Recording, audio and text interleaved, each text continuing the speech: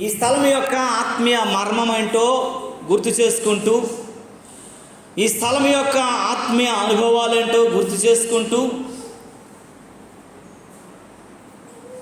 ఈ మిస్పా అనేటువంటిది నేటి దినాలలో ఒక ప్రాముఖ్యమైనటువంటి ఆధ్యాత్మిక కేంద్రముగాను, చెప్పుకోదగినటువంటి దేవుని కలుసుకునే చోటుగాను, ఇంకొక మాటలో చెప్పాలంటే ప్రతి కష్టకాలము, ఇరుకు, భయంకరమైనటువంటి శోధన పరిస్థితుల్లో ఆ స్థలమునకు వెళ్తే పరిష్కారమును చూపించగలిగిన కేంద్రముగాను ఈ మిస్పా కొరకు దేవుడు చాలా విషయాలు బైబిల్ గ్రంథంలో రాశాడు. మిస్పా అంటే అర్థం ఏంటంటే ప్రియులారా, కావలవాని కోట అని అర్థం. దేవుని వాక్యం తెలియజేస్తుంది, మిస్పా అంటే కావలవాని కోట. నువ్వు ఎలాంటి పరిస్థితిలో ఉన్నా, ఎలాంటి స్థితిగతిలో ఉన్నా, ఎలాంటి బాధాకరమైనటువంటి కన్నీటి లోయలో నువ్వు బ్రతుకుతున్నా, ఆ స్థలంకి వచ్చినట్లయితే దేవుడు నిన్ను కాచి కాపాడి రక్షించగలిగిన స్థలమని దేవుని వాక్యం హెచ్చరిస్తుంది.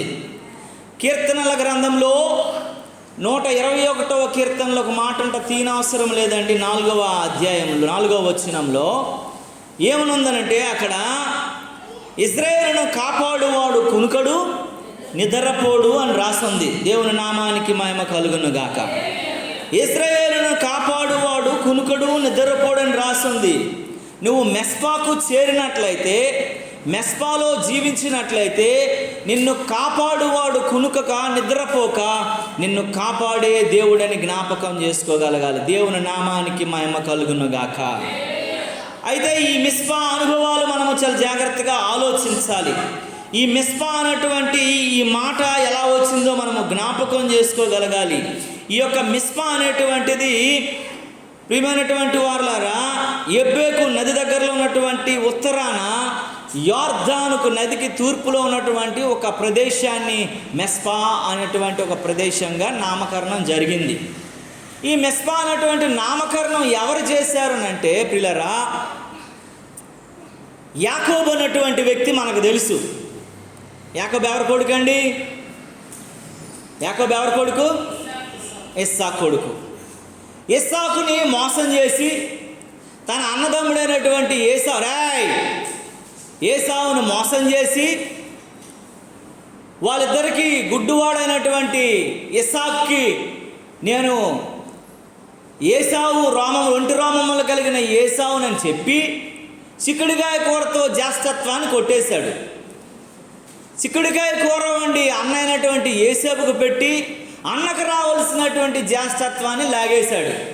ఇటు తండ్రిని అటు అన్నని మోసం చేసి వారు చంపేస్తారేమో.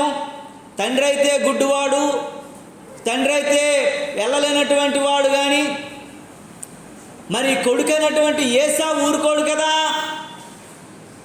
ఒకవేళ వెళ్ళి నన్ను హతమార్చేస్తాడేమో మా అన్న, నన్ను చంపేస్తాడేమో మా అన్న అన్నటువంటి భయంతో పరుగు పరుగున పారిపోతూ తన మామ అయినటువంటి లాబాను యొక్క ఊరిలోకి వెళ్ళాడు. దేవునికి స్తోత్రం కలుగును గాక. హల్లెలూయా, హల్లెలూయా. లాబాను యొక్క ఊరిలోకి వెళ్ళాడు. లాబాన్ దగ్గరికి వెళ్ళిన తర్వాత లాబాను ఏమొచ్చారనంటే, మామ మరి నీ దగ్గరికి వచ్చాను, మా అన్నని నేను మోసం చేసి వచ్చాను, ఇక్కడ నేను కొద్ది రోజులు ఉండాలని అనుకుంటున్నాను, తలదాచుకోవాలనుకుంటున్నాను అనేసి అన్నాడు. కొద్ది రోజులు అయిన తర్వాత తన చిన్న కూతురైనటువంటి రాహేలుని చాలా ఇష్టపడ్డాడు, పెళ్లి చేసుకోవాలనుకుని తన మామని అడిగాడు, ఇద్దరికి అయిపోద్దరు. తన మామని అడిగాడు. ఏమని అడిగాడంటే, మామ నీ దగ్గర ఉన్నాను కదా, నమ్మకంగా నువ్వు అప్పగించినటువంటి నీ పొలము, నీ గొర్రెల మందలు, నీ మేకల మందలు, నీ ఒంటెల మందలు అన్నీ నేను చూసుకుంటున్నాను కదా, ఇంత నమ్మకంగానే బ్రతికాను కదా, మరి బ్రతుకుతున్నాను కదా, నీ కూతురు నాకు ఇచ్చి పెళ్లి చేయొచ్చు కదా అని అడిగాడు. నా కూతురునిచ్చి నీకు పెళ్లి చేస్తాను, ఒక 7 సంవత్సరాలు నా దగ్గర ఉంటే అప్పుడు నువ్వు నమ్మకస్తుడు అని నాకు అనిపిస్తే నా కూతురునిచ్చి నీకు పెళ్లి చేస్తానని చెప్పేసి మాటిచ్చాడు. మాట ఇచ్చిన తర్వాత 7 సంవత్సరాలు అయిపోయిన తర్వాత పెళ్లి చేస్తాననేసి ఈడే మోసగాడైతే, అన్నని తండ్రిని మోసం చేసిన మోసగాడు యాకోబు అయితే, ఈడికి మించిన మోసగాళ్ళకే మోసగాడైనటువంటి వాళ్ళ మామ ఎవరండి? లాబాను ఏం చేసిడంటే రాహేలుని ఇస్తానని పెళ్లి చేసి జబ్బు కన్నులదైనటువంటి లేయానిచ్చి పెళ్లి చేశాడు. ఆ లేయానిచ్చి ఎప్పుడైతే పెళ్లి చేశాడో, ఉదయం అయ్యేసరికి పెళ్ళి అయింది. ఉదయం చూసేసరికి ఈ జబ్బు కన్నులు లేయ, ఆమె కన్నులన్నీ రోజు వాసిపోతాయి. ఆమె కన్నుల నుండి ఒక రకమైనటువంటి నీరు కారుతూ ఉంటుంది. అది చూసి వారవలేక తట్టుకోలేక బాధపడిపోయి, మామయ్య నీకు నేను రాహేలుని అడిగితే నువ్వు నాకు లేయ ఇచ్చావు, అది నీకు రాహేలు కావాలంటే మరి 7 సంవత్సరాలు బానిసత్వం చేయమన్నాడు. మరి 7 సంవత్సరాలు రాహేలు కొరకు బానిసత్వం చేసిన తర్వాత, ఇద్దరిని పెంచాలంటే నాకు ఆస్తి కావాలి కాబట్టి నేను కష్టపడతానని మరొక 6 సంవత్సరాలు పనిచేశాడు. చూసారా మనిషి ఎలాంటోడనంటే, దుష్టత్వము మనిషి మీదకి ఉన్నప్పుడు, దేవుని ఆత్మ మనిషి మీద లేనప్పుడు వాళ్ళు ఎలాగైనా మారిపోతారు. దేవుని చిత్తం వారి మీద ఉండదు, దేవుని కృప వారి మీద ఉండదు, దేవుని సన్నిధి వారి మీద ఉండదు. దేవుని యొక్క కృప వారిని అంగీకరమైనటువంటి మనసులాగా బిహేవ్ చేయరు. వాళ్ళు ఎలా ఉంటారంటే ఒక రకమైనటువంటి ఆలోచన కలిగిన వారు ఉంటారు. ఎందుకనంటే ఎప్పుడు లాభాన్ని ఎలాంటాడంటే కక్షపూరితమైన మనిషి, మోసపూరితమైన మనిషి. ఎందుకంటే ఫస్ట్ కూతుర్ని ఇస్తానని మోసం చేశాడు, రెండో కూతుర్ని ఇస్తానని మళ్ళీ ఎక్స్టెన్షన్ చేశాడు. వాళ్ళిద్దరిని ఇచ్చిన తర్వాత కూడా మళ్ళీ చెబుతున్న మాట ఏంటంటే, నువ్వింకా నమ్మకంగా ఉంటే నీ మేకల మందలు ఈ అన్నిటిని కూడా నీవు కాయడానికి నీకు అవకాశం ఇస్తానని చెప్పాడు. 20 సంవత్సరాలు పనిచేశాడు లాబాన్ దగ్గర.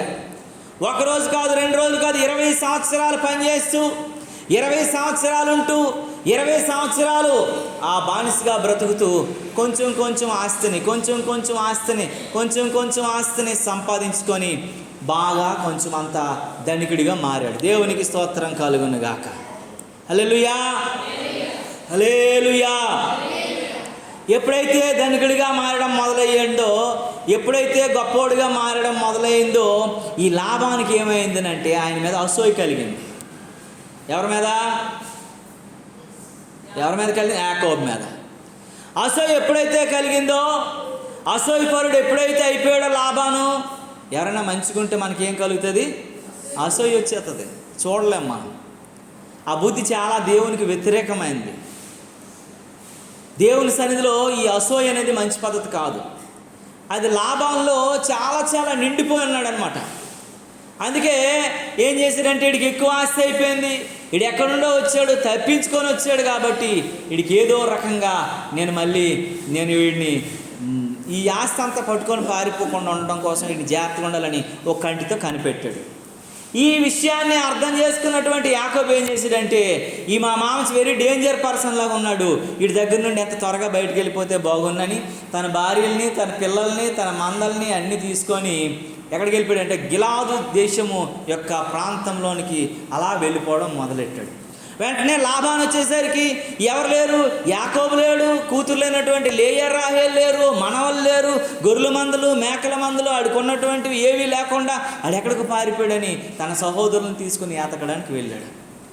వెతకడానికి వెళ్ళేసరికి దేవుడు దగ్గరికి వెళ్ళి యాకోబు ప్రార్థిస్తున్నాడు, ప్రభువా నేను మోసగాడినే, నా తండ్రిని మోసం చేశాను, నా అన్నను మోసం చేశాను, కానీ నేను ఇక్కడికి వచ్చి నేను నా భార్యని కానీ లేకపోతే నా మామని కానీ నేను మోసం చేయలేదయ్యా, నేను నీతిగానే బ్రతికానయ్యా, చేయవలసిన బానిసత్వం చేశానయ్యా, 20 సంవత్సరాలు కష్టపడిన తరువాత ఇదిగో దీన్ని నేను సంపాదించుకున్నాను నా కష్టార్జితం ద్వారా, ఇది నాది, ఇది తీసుకోవాలనుకుంటున్నాడు కనుక లాభాన్ని ఎలాగైనా నన్ను అత్తమార్చడానికి వస్తాడు, ఎలాగైనా అంతం చేయడానికి నా దగ్గరికి వస్తాడు, ఎలాగైనా నన్ను పాడు చేయడానికి నా దగ్గరికి వస్తాడు, ఎలాగైనా నన్ను అట్టి పెట్టడానికి వస్తాడు కనుకనే లాభాను విషయమై నీకు నేను అప్పగిస్తానని ప్రార్థన చేయటం మొదలుపెట్టాడట. ఎవరు? యాకోబు. ప్రార్థన చేస్తుండగా ఈలోగనమాట సహోదరులను తీసుకొని పరిగెత్తుకుంటూ కత్తులు, గొడ్డళ్ళు, కావలసినటువంటివన్నీ చంపడానికి కావలసిన ఆయుధాలన్నీ పట్టుకొని కూడా యాకోబు దగ్గరికి సమీపించాడు. ఈలోగట యాకోబుతో దేవుడు మాట్లాడుతున్నాడట. దేవునికి స్తోత్రము కలుగును గాక. హల్లెలూయా. చూడండి ఆది కాండము చూడండి పిల్లరా, 31వ అధ్యాయము 48వ వచనంలో ఏమని రాయబడి ఉన్నది ఒకసారి చదవండి. ఆదికాండము 31వ అధ్యాయము 48వ వచనంలో ఏముందమ్మా? లాబాను, నేడు ఈ కుప్ప నాకును నీకును మధ్య సాక్షిగా ఉండునని చెప్పాను, కాబట్టి దాని గణలేదని పేరు పెట్టాను. మరియు మనము ఒకరికొకరు దూరముగా నుండగా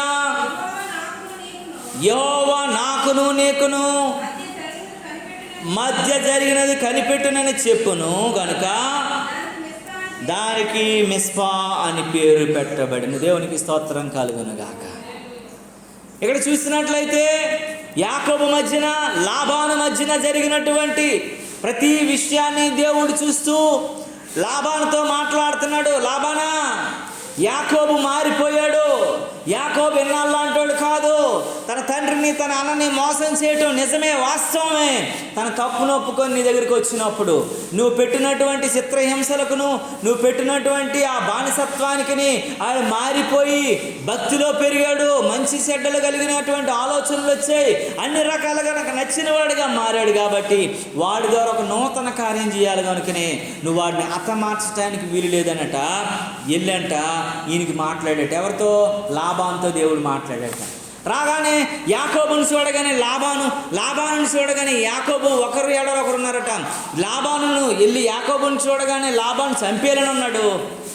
లాబానుని చూడగానే యాకోబు తప్పించుకొని పారిపోవాలని అన్నాడు. ఈ సమయంలో దేవుడు ఆకాశం నుండి ఆయనతో మాట్లాడుతున్నప్పుడు, ఆయన స్వరం వినబడుతున్నప్పుడు దేవుడు చేసిన కార్యం ఏంటంటే ఆ ప్రదేశంలో వారికి సంధి జరిగిందంట, సమాధానపరిచాడంట. కనుక సమాధానపరచబడేవారు ధన్యులు, వారు దేవుని నామానికి మహిమ కలుగును. హల్లెలూయా. కనుక అప్పుడు ఏం చేశాడనంటే వారిద్దరి మధ్యన సంధి జరగటంతో ఆ సంధి జరిగినటువంటి ప్రదేశానికి మెస్పా అనేటువంటి పేరు పెట్టారు. దేవుని నామానికి మహిమ కలుగును గాక. హల్లెలూయా, హల్లెలూయా. కనుక ప్రియమైనటువంటి దేవుని బిడ్డలారా, ఆ సంధి జరిగినటువంటి ప్రదేశానికి మిస్పా అని పేరు పెట్టారు. అయితే ఈ స్థలము అనేకులకు చూడండి ప్రియులారా, కాపుదలనిచ్చేటువంటి స్థలం అంట, అనేక మందిని ఆదరించగలిగే స్థలం అంట, అనేక మంది సేద తీర్చగలిగిన స్థలం అంట, అనేక మంది జీవితాలను బాగు చేయగలిగిన స్థలం అంట, అనేకమైనటువంటి జీవితాలను కట్టే స్థలం అంట. నువ్వు ఎలాంటి పరిస్థితుల్లో ఉన్నా సరే, ఎలాంటి స్థితిగతుల్లో ఉన్నా సరే, అది ఆర్థికంగా కావచ్చు, అది ఆరోగ్యంగా కావచ్చు, అది ఆధ్యాత్మికంగా కావచ్చు, ఏ రకమైనటువంటి బాధలో, కష్టంలో, ఇరుకులో, ఇబ్బందులో ఉన్నా సరే ఈ స్థలంకి వచ్చినట్లయితే నీ జీవితానికి, నా జీవితానికి నెమ్మదిని కలుగు చేసే స్థలమే మెస్పా అన్నటువంటిది. దేవునికి స్తోత్రము కలుగును గాక. మెస్పా అంటే ఏంటంట, దేవుని వాక్యం చెప్తుంది, దేవుని కన్నులుండే స్థలం అంట, దేవుడు చూచే స్థలం అంట, నీ బాధని, నీ కష్టాన్ని అర్థం చేసుకునేటువంటి స్థలం అంట.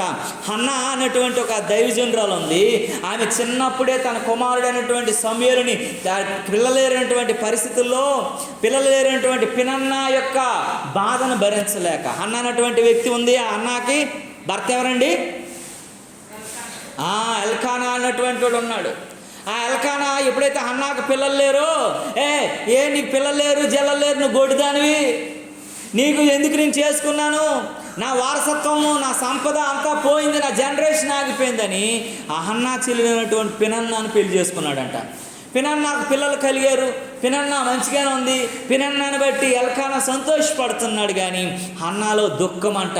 నా చెల్లి వచ్చింది, పిల్లలు కనింది, నా భర్తని స్వాస్థ్యపరుచుకుంది, నా ఆస్తిని స్వాస్థ్యపరుచుకుంది, నాకు మాత్రం ఏమీ లేదన్నటువంటి ఒక దుఃఖంలో హన్నా బ్రతుకుతుండగా సిలోహి అనేటువంటి దేవుని మందిరం దగ్గరికి వచ్చి అంగలారుస్తుందంట. ప్రభువా, నా జీవితం నువ్వు తెలుసు, నా బ్రతుకు తెలుసు, నా స్థితి తెలుసు, నా పరిస్థితి తెలుసు, నా యొక్క జీవన విధానం తెలుసు, నా అవమానం తెలుసు. ఈ పరిస్థితిలో నేను ఉంటుండగా నీ కృప నాపై కుమ్మరించు ప్రభువా అని నేను వచ్చి ఉన్నాను ప్రభువా అని దేవుని సన్నిధిలో మొర్ర పెట్టడం మొదలుపెట్టింది. దేవుని నామానికి మహిమ కలుగునగాక. ఆ శిలోహ మందిరం దగ్గరికి వచ్చి హన్నా ఎప్పుడైతే మొర్ర పెట్టిందో, ఆ మెస్పాగా అది ఎప్పుడైతే మార్చుకుందో, ఇదే నా మెస్పా అనేటువంటి నమ్మకంతో ఎప్పుడైతే దేవుడు కన్నులతో చూసేది అనేటువంటి ఆలోచన ఎప్పుడైతే హన్నాకు కలిగిందో, దేవుడు హన్నా యొక్క గర్భాన్ని దేవుడు ఏం చేశాడండి, తెరిచినట్లుగా చూడగలుగుతూ ఉన్నాం. హన్నాకి మంచి కుమారుడిని ఇవ్వగలిగినట్లుగా చూడగలుగుతూ ఉన్నాం. అదేవిధంగా హిజ్కియా అనేటువంటి ఒక దైవజనుడు ఉన్నాడు. ఆయన మరణకరమైనటువంటి రోగంతో బాధపడుతున్నాడు. ఇంకో 10 రోజుల్లో చచ్చిపోయే పరిస్థితి వచ్చేసింది. ఈ లోకాన్ని విడిచిపెట్టగలిగినటువంటి పరిస్థితి వచ్చినప్పుడు ఒక మందిరపు గోడని తన యొక్క మెస్పాగా మార్చుకొని ఆ మందిరపు గోడ దగ్గర కన్నీళ్లు పెడుతుండగా దేవుడు ఆ హిజ్కియా ప్రార్థన విని ఆయనకి 15 సంవత్సరాలు ఆయుష్ కాలాన్ని పెంచాడు. దేవుని నామానికి మహిమ కలుగునుగాక. దానియేలు అనేటువంటి ఒక భక్తుడు యొక్క నెబుకద్నెజరు యొక్క కాలంలో బహుభయంకరమైనటువంటి పరిస్థితులు గుండా బానిసగా బ్రతుకుతున్నప్పుడు ప్రార్థనలు జరగకూడదు, ప్రార్థనలు చేయకూడదని 120 మంది ప్రధానులతో ఒక శాసనం చేయబడిన పరిస్థితుల్లో కూడా కిటికీ తెరచి యెరూషలేము దేవాలయం వైపు చూసుకుంటూ తన యొక్క గదినే మెస్పాగా మార్చుకొని మాకి బానిసత్వం నుంచి విడిపించి ప్రభువా అని ప్రార్థన చేసినప్పుడు ఆ యొక్క మెస్పా నుండి దేవుడు ప్రార్థన విని ఆ బానిసత్వం నుండి విడిపించటమే కాదు, ఆ శత్రువులకే ప్రధానమంత్రిగా మలిచాడు దేవుడు. దేవుని నామానికి మహిమ కలుగును గాక. ఈ ఉదయకాల సమయంలో నీవు నేను మనము జ్ఞాపకం చేసుకోవాలి. దేవుని సన్నిధిలో నీవు నేను ఆలోచించాలి. ప్రియ దేవుని బిడ్డలారా, నీ మెస్పా ఎలాంటి మెస్పాగా ఉంది? నువ్వు దేవుని యొక్క పరిష్కారాన్ని కోరగలిగినటువంటిదిగా, దేవుని కన్నులు నీ వైపు చూడగలిగేటువంటి వ్యక్తిగా, దేవుని యొక్క కృపని మీద కుమ్మరించబడగలిగిన వ్యక్తిగా నీ మెస్పాగా నువ్వు ఏర్పాటు చేసుకున్నావు. ఈరోజు ట్రాన్స్ఫర్మేషన్ చాపల్ అనేటువంటి మందిరాన్ని నువ్వు మెస్పాగా నీకు దేవుడు అనుగ్రహించినప్పుడు అక్కడ నువ్వు మొర్ర పెట్టగలిగిన వ్యక్తిగా ఉన్నావా? ఒక హన్నాలా మొర్ర పెట్టగలిగిన వ్యక్తిగా ఉన్నావా? ఒక డానియేల్లా మొర్ర పెట్టగలిగిన వ్యక్తిగా ఉన్నావా? ఒక యొక్క హిజ్కియా లాంటి మొర్ర పెట్టగలిగిన వ్యక్తిగా నువ్వు ఉన్నావా? నువ్వు లేని పరిస్థితులు ఉంటే ఇదే అనుకూలమైనటువంటి సమయం దేవుడు నీకు మెస్పాను అనుగ్రహించాడు కనుక నువ్వు స్తుతించడానికి ప్రయత్నించాలని దేవుని వాక్యం ఉదయకాల సమయంలో హెచ్చరిస్తా ఉంది. దేవుని నామానికి మహిమ కలుగును గాక. హల్లెలూయా. కనుకనే ఈ స్థలానికంట అందరి జీవితాలను బాగు చేయగలిగిన స్థలము కనుక దీనికి మెస్పా అనేటువంటి నామకరణము యాకోబు ద్వారా జరిగింది. దేవుని నామానికి మహిమ కలుగును గాక. ఈ మెస్పాలో దేవుడు ఏం చేశాడో ఒక 3 విషయాలు నేను మీతో మాట్లాడాలని అనుకుంటున్నాను. ఈ మెస్పా అంట దేవుడు కన్నులు కలిగినటువంటి స్థలము, దేవుడు చూసేటువంటి స్థలము, దేవుడు దీవించే స్థలము, దేవుడు సమాధానపరిచే స్థలము, దేవుడు కృప చూపేదే స్థలము. నువ్వు ఏ బాధలో, ఏ కష్టంలో, ఏ ఇరుకులో ఉన్నా సరే వాటి నుంచి విడుదలిచ్చి ఆనందాన్ని కలుగు చేయగలిగిన స్థలము, నీ కన్నిటిని నాట్యంగా మార్చగలిగే స్థలం అంట అది. దేవుని నామానికి మహిమ కలుగును. హల్లెలూయా. కనుక న్యాయాధిపతుల గ్రంథము 3 విషయాల కోసం మీకు చెప్పి నేను ముగిస్తాను ఈ యొక్క ఉదయకాల సమయం. న్యాయాధిపతుల గ్రంథము చూడండి ప్రియులారా, 11వ అధ్యాయము 11వ వచనాన్ని మీకు తెలియజేస్తాను. చదవండి చక్కగాను. కాబట్టి యెఫ్తా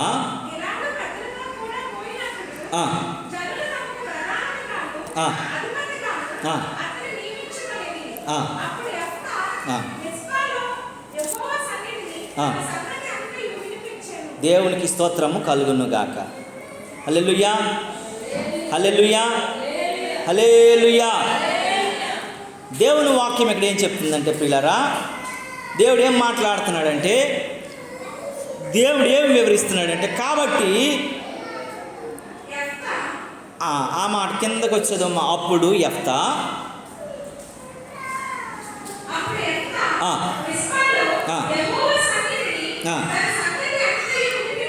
దేవునికి స్తోత్రము కలుగును గాక.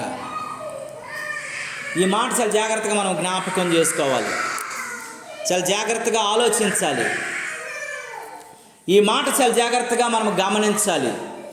దేవుని వాక్యం తెలియజేస్తుందంటే, అప్పుడు యెఫ్తా అంట దేవుని సన్నిధిలో తన సంగతి అంతా వినిపించెను. ఎప్పుడు? అప్పుడు అన్నారంటే ఎప్పుడో ఏదో జరిగి ఉండాలి. అప్పుడంటే ఎప్పుడో ఏదో జరిగే ఉండాలి. అప్పుడంటే ఏదో జరిగినటువంటి సంగతినే మనము గుర్తు చేసుకోవాలని దేవుని వాక్యం తెలియజేస్తూ ఉంది. ప్రియమైనటువంటి దేవుని బిడ్డలరా, ప్రియమైనటువంటి దేవుని యొక్క సంగమా, దేవుడు ఈ ఉదయకాల సమయంలో నీతో నాతో మాట్లాడుతున్నటువంటి సంగతులను మనం గుర్తెరగల. అసలు యెఫ్తా ఎవరు, యెఫ్తా పరిస్థితి ఏంటి, యెఫ్తా స్థితి ఏంటి, యెఫ్తా జీవితం ఏంటి, అప్పుడు ఏం జరిగింది, ఏమి దేవుని దగ్గరికి వెళ్ళి ఆయన సన్నిధిలో వివరించాడన్న విషయాలు మనం ఈ ఉదయకాల సమయంలో గుర్తు చేసుకోవాలి. అప్పుడు ఏం జరిగింది యెఫ్తాకి, అసలు యెఫ్తా ఎవరో అన్న విషయాలు గుర్తు చేసుకుంటే, యెఫ్తా ఎవరంటే ప్రియులరా, గిలాదు కుమారుడు. ఆయన గిలాదు అనేటువంటి ఒక వ్యక్తి ఉన్నాడు. ఆ గిలాదు కుమారుడు అయినటువంటి యెఫ్తా, గిలాదుకు భార్య ఉంది, గిలాదుకు పిల్లలు ఉన్నారు. గిలాదు ఉన్నతమైనటువంటి కుటుంబీకుడే. గిలాదు అనేటువంటి వాడు ఒక దేశానికి సంబంధించినటువంటి ఒక ప్రముఖుడే. ఆయన ఏం చేశాడంట, ఒక వేశ్య దగ్గరికి వెళ్ళాడంట. ఆ వేశ్యతో కూడినప్పుడు ఆ వేశ్యకు పుట్టినోడే యెఫ్తా. దేవుని నామానికి మహిమ కలుగును గాక. చూడండి, మొదటి వచనం నుంచి మనం చదివినట్లయితే ఈ మాటలు చెప్తుంది. చూడండి ప్రియులారా, దేవుని వాక్యం చెప్తుంది ఈ మాటలు. గిలాదు వాడని యెఫ్తా పరాక్రమం కలిగిన బలాఢ్యుడు. అతడు వేశ్య కుమారుడు. గిలాదు యెఫ్తాను కనును. గిలాదు భార్య అతనికి కుమారులు గనగా వారు పెద్దవారై యెఫ్తాతో, నీవు అన్య స్త్రీకి పుట్టినవాడు గనుకనే తమ తండ్రి ఎంట నీకు స్వాస్థ్యం లేదని. దేవునికి స్తోత్రము కలుగును గాక. హల్లెలూయా. మనిషిని ఎక్కువ ముద్దు చేసిస్తే అలాగైపోతారనమాట. ఒక్కగానొక్క కొడుకు అనేసి 33 బూడిగొండలు గీసిందంట ఒక ఆవిడ. ఉన్న పాలన ఉడతో ఊడిపోయింది అంటారు. అలాగైపోయింది అనమాట పరిస్థితి. మనుషులు మనం చాలా జాగ్రత్తగా మన స్థితిని, మన పరిస్థితిని మరిచిపోయి భయం లేకుండా ఉండకూడదు. అది ఒక శత్రువుల్లాగా తయారైపోతారు వాళ్ళు. అది మంచి పద్ధతి కాదు. చాలామంది జీవితాలు అందుకే. కనుక ఈ ఉదయకాల సమయంలో మనం జ్ఞాపకం చేసుకుందాము. ఉదయకాల సమయంలో మనం చాలా జాగ్రత్తగా ఆలోచిద్దాము. అమ్మ మీరు అందరూ వచ్చేయండి, ఆడ పక్కన పాడేసి.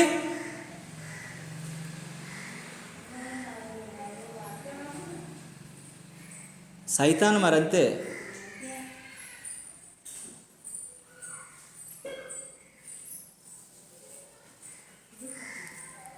సరే, దేవుని నామానికి మహిమ కలుగును గాక. హల్లెలూయా, హల్లెలూయా. దేవుని వాక్యం తెలియజేస్తుంది. యెఫ్తా ఎవరు అని అంటే ప్రియులారా, యెఫ్తా ఎలాంటి వాడు అని అంటే, యెఫ్తా గిలాదు కుమారుడు. యెఫ్తా ఎవరికి పుట్టాడండి? వేశ్యకు పుట్టాడంట. వేశ్యకు పుట్టినటువంటి యెఫ్తా పెద్దోడయ్యాడు, పెరిగాడు. ఆ గిలాదు అనేటువంటి తండ్రి చచ్చిపోయాడు. చచ్చిపోయిన తర్వాత ఒంటరిగా ఉంటూ తన తల్లి దగ్గర ఉన్నాడు.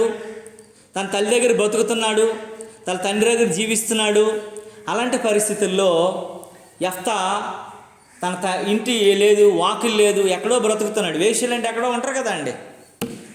అలాంటి పరిస్థితుల్లో తన అన్నదమ్ముల దగ్గరికి వెళ్ళి చాలామంది చెప్తున్నారట, అరే బాబు యెఫ్తా, నువ్వు వెళ్ళి నువ్వు ఎంత పెరిగావు, పెద్దోడు అయ్యావు, మీ అన్నలను అడుగురా.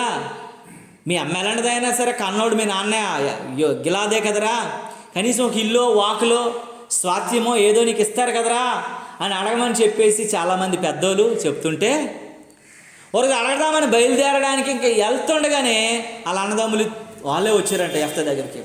ఏ రోయ్, నువ్వేట్రా మా దగ్గర ఈడాడు చెబుతుంటే స్వాస్థ్యాన్ని అడగడానికి, ఆస్తిని అడగడానికి, వచ్చేయడానికి సిద్ధమైపోతున్నావట.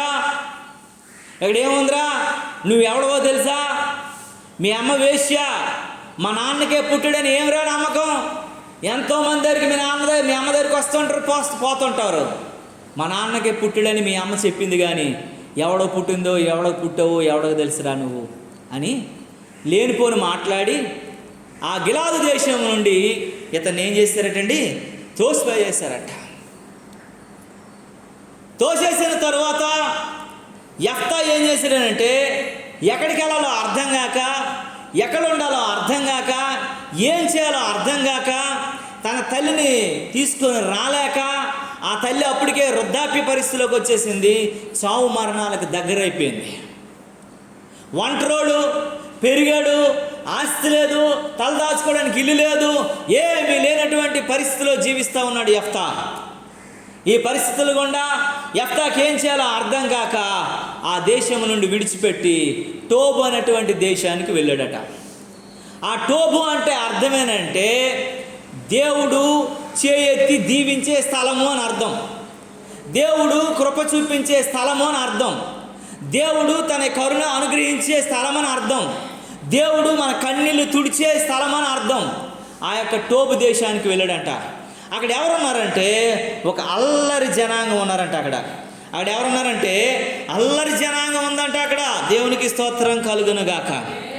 ఆ టోబు దేశానికి వెళ్ళేసరికి అక్కడ అల్లరి జనాంగం అందరూ ఉన్నారంట. ఆ అల్లరి జనాంగం అందరూ ఉంటే ఆ అల్లరి జనాంగంతో కలిసి ఏం చేయాలో అర్థం కాక అక్కడ ఉంటూ వారందరిని కూడాను మంచి మాటలు చెప్పి, భక్తి సంబంధమైన మాటలు చెప్పి, దైవ సంబంధమైన మాటలు చెప్పి వాళ్ళందరినీ కూడా ఒక సైన్యంగా తయారు చేసేదంట. వాళ్ళు ఎవరు? అల్లరి జనాలు, చెడిపోయిన వాళ్ళు, పాడైపోయిన వాళ్ళు, తిరిగిపోతోళ్ళు. ఎలాంటి వాళ్ళు అంటే, రే మీరు ఇలా తిరుగుతున్నారా, మీకంటే నేను దౌర్భాగ్యపు స్థితి, నేను తండ్రి లేనోడిని, తల్లి నా సాక్ష్యం వింటేనే భయంకరం, మా అమ్మ వేశ్య, నా పరిస్థితి నా అనుకున్న వాళ్ళే నన్ను తోసేసగలిగినటువంటి స్థితి, ఇలాంటి భయంకరమైనటువంటి పరిస్థితుల మధ్య నేను అక్కడ జీవించలేక ఆ దేశం నుండి త్రోయబడి మీ టోబు దేశానికి వచ్చాను. ఇది దేవుడు చేయి చూపించే స్థలము, దీవించగలిగిన స్థలము, ఆశీర్వదించగలిగిన స్థలము, మంచివారుండే స్థలంలో మీరు అల్లరి మోకల్లా ఉన్నారే, మీరు చెడిపోయిన వారులాగా ఉన్నారే, మీరు పాడైపోయిన వారులాగా ఉన్నారే, మీరు ఇలాంటి వారుగా ఉన్నారే అని వారందరినీ సేద తీర్చాడంట. వారిని ఒక సైన్యానిగా తయారు చేసి మెస్పాలో వాళ్ళందరితో కూర్చున్నట దేవునితో తన బాధనంతటిని చెప్పుకుంటున్నాడట. అది ఏమని చెప్తున్నాడు చూడండి ఒకసారి. అక్కడ అంటాడు, కాబట్టి అప్పుడు యెఫ్తా మెస్పాలో యెహోవా సన్నిధిని తన సంగతి అంతా వినిపించాను. దేవునికి స్తోత్రము కలుగు. ప్రభువా నేను ఎలాంటోనో నీకు తెలియదు ఏముంది ప్రభువా, నా తండ్రి ఎవడో నాకు తెలియదు, గిలాదు అనేటువంటి పేరు మాత్రమే, గిలాదు అనేటువంటి మాట మాత్రమే, నా తండ్రి తెలియనటువంటి వాడినే, నా తల్లి వేశ్య, ఆస్తి లేదు, అంతస్తు లేదు, బలగం లేదు, జనం లేదు, నేను ఒంటరి వాడినే ప్రభువా, నీవు తప్ప నాకు ఎవరు లేరు, అందుకే ఈ మెస్పాకి చేరాను ప్రభువా. నీతిమంతుల మీద, మంచివారి మీద ఒక మాట ఉంటుంది కదండి, సామెతల గ్రంథంలో ఒక మాట ఉంటుంది, 15వ అధ్యాయం అనుకుంటాను 3వ వచనంలో ఏమంటుంది తెలుసా?